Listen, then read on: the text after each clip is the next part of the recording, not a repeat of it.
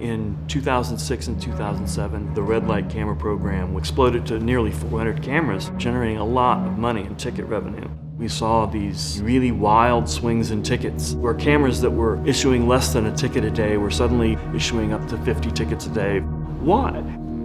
If these cameras are supposed to train people over time, everything's supposed to improve, but it's not. What's going on here?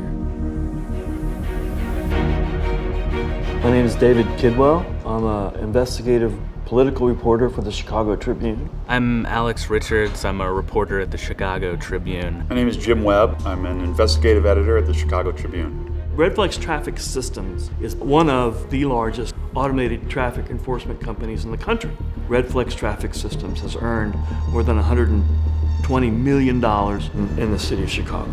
So I began looking at them, and I came up with an internal RedFlex memo where a RedFlex employee had pretty much laid out a bribery scheme involving the top officials of RedFlex Traffic Systems and this city official, John Bills, charged with taking up to $2 million in bribes. If you've got a company and a city official who's willing to corrupt the contract to that degree, what are they doing in the program itself? That's when we decided, you know what, we need to take a look at all these tickets. There was very little information about where these tickets were happening, when they were happening. So we started the process of getting the actual ticket database. We saw these really wild swings in tickets.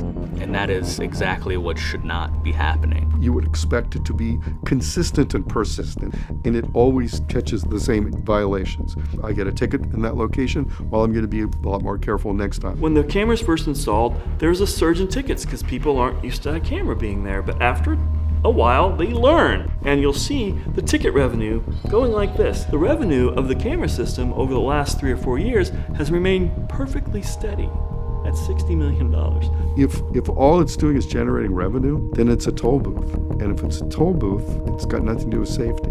All of these cameras are generating the same amount of money that they have for the last 3 or 4 years. Those two things don't make sense. So either you change the rules or the technology isn't working.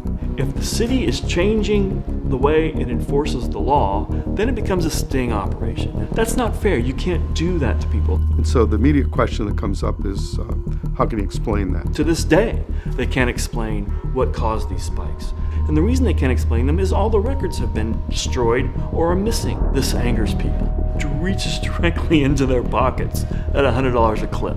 People don't appeal. You get a $100 ticket and there's your shiny face smiling at the camera, you just write the check. When the story came out, it touched a nerve. Now, John Bills has been charged with taking up to $2 million in bribes. The former CEO of the company has been charged. The company's lost contracts all over the country. This is old-fashioned newspaper reporting where you have to dig in and take a look at not what people say happened, but what really happened. We have exposed shortcomings in an automated camera system. It has made $500 million, and it's still raking in the money. What Rahm Emanuel decides to do about that is up to Rahm Emanuel. But we have done our jobs, and that's why we're here.